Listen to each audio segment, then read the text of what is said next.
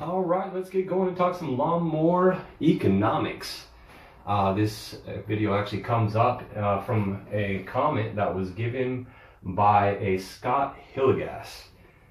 He says it would be great to do a video. It would be great to do a video on other things to look for on used mowers, like a cracked deck, bent blade, broken cables, worn wheels, missing parts, etc. There are a lot of things to look for if you want to get yourself a decent mower, used mower. He's right. He's right. There's a lot of things to look for when you want to get a good used mower. Most people don't want a used mower, but they realize that they can save about $100 if they do.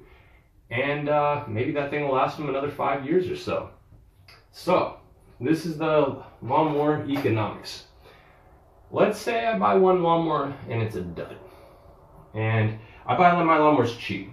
Lawnmower is brand new mower.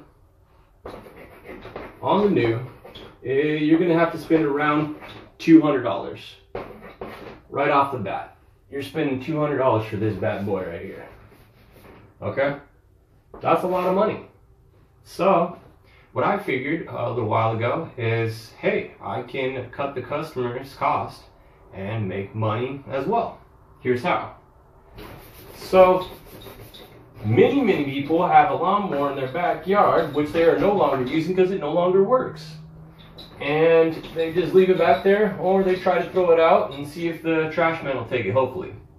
But I can give them $25 for that mower, or less. We'll get back to that, or less.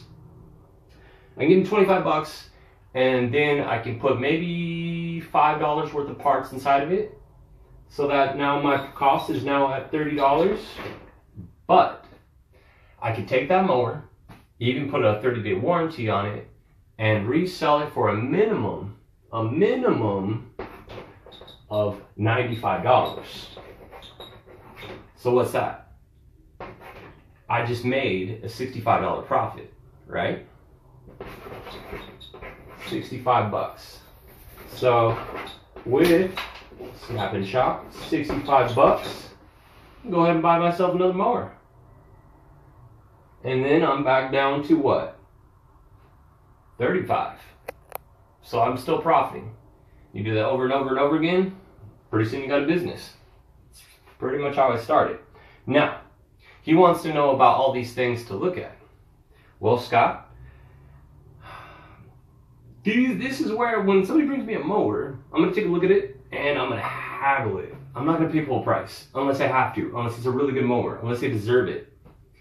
If it's got things like he's saying, the cable's broken, and I'm going to look over the machine before I buy. Cables, the brake cable, and the cable for the self-propelled, and blades and bent things. Those are usually pretty noticeable. So, you know, that'll take, I'll have to haggle them. I'll say, hey, I'll give you 10 bucks for that, or 15 bucks for that.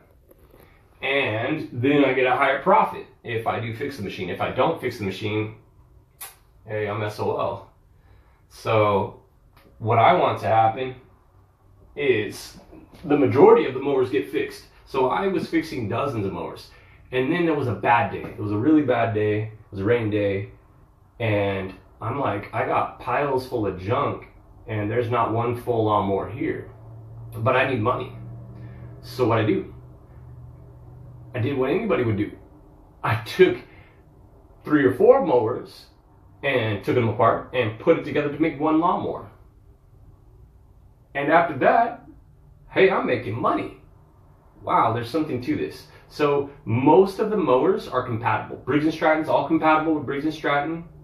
Tecumseh is an old name that they don't, pretty sure they're not any longer in business, but these machines are compatible. And the engine itself, on the deck, where those holes mount up, is always the same. So if you have a blown engine, even if the engine's blown, you can remove that bad engine, put a new engine on, and now you got a good working lawnmower. There's a lot to think about here. For instance, you need to have a bag. Very few people want to spend more than 50 bucks on a mower without a bag.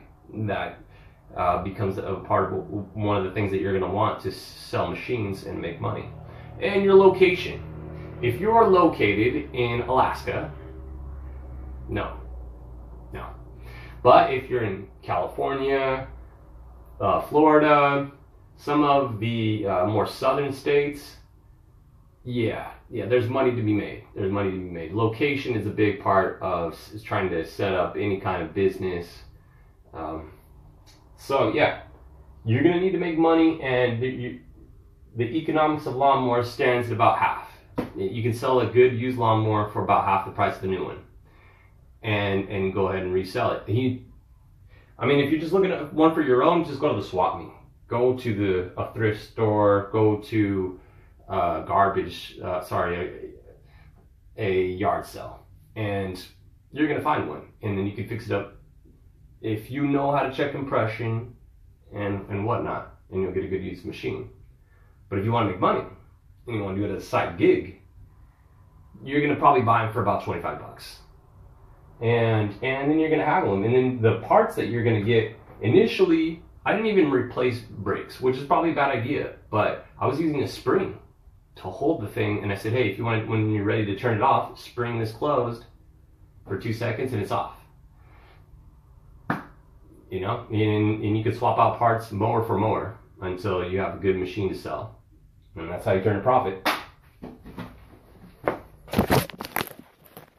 All right, 90% of my work is carburetor work. When I buy a used lawnmower, most likely the carburetor is thrashed, and it just needs a good cleaning out, and maybe a few cheap $1 or $2 parts. It's cheap.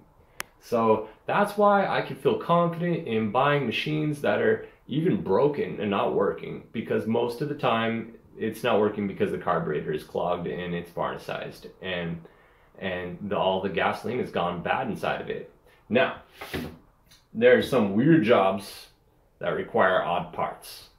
And by that I mean, like, if the air cleaner plastic that surrounds the air cleaner is broken, or like the intake plastic port that goes to the engine itself, I've seen that break. Magnetos go bad. Weird parts. And so, as I accumulated mowers, suddenly I reached something what was called economies of scale.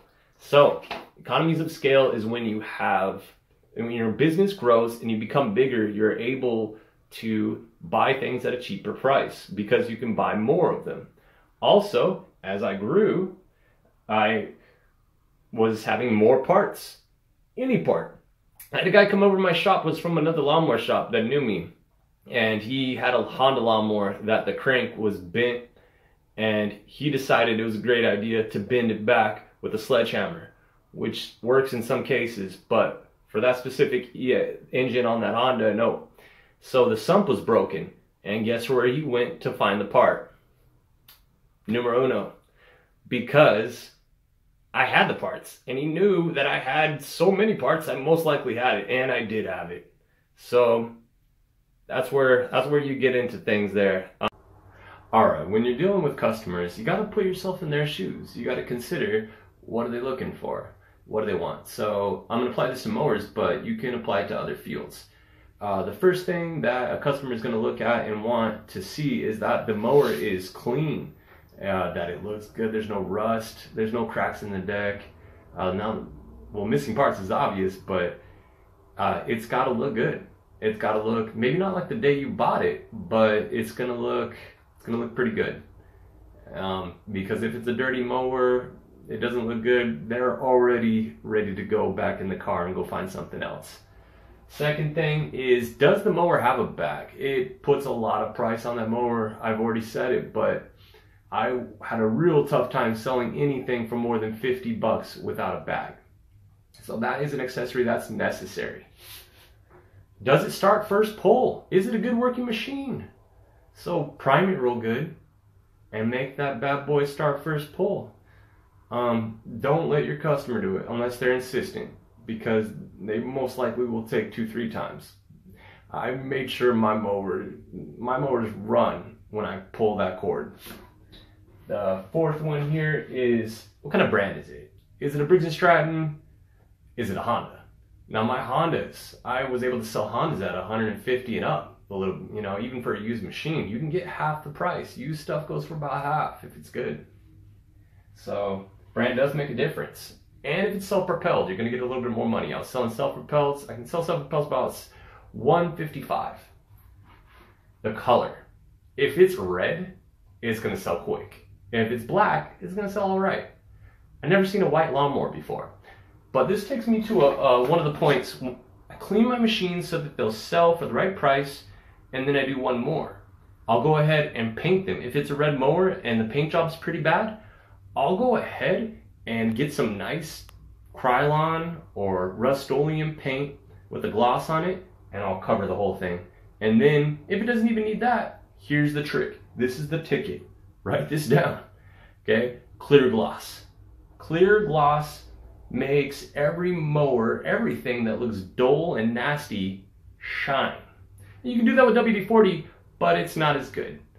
I'm talking like shine that lasts. You put that sweet clear gloss on there, and your item, this mower in this case, is popping. All right, you want your item to pop so that people are happy with what they get, and the sell is so much easier that way. So I hope this helps you out, guys. Give me some comments, some feedback. What do you guys think about this? Subscribe, and let's get a thumbs up.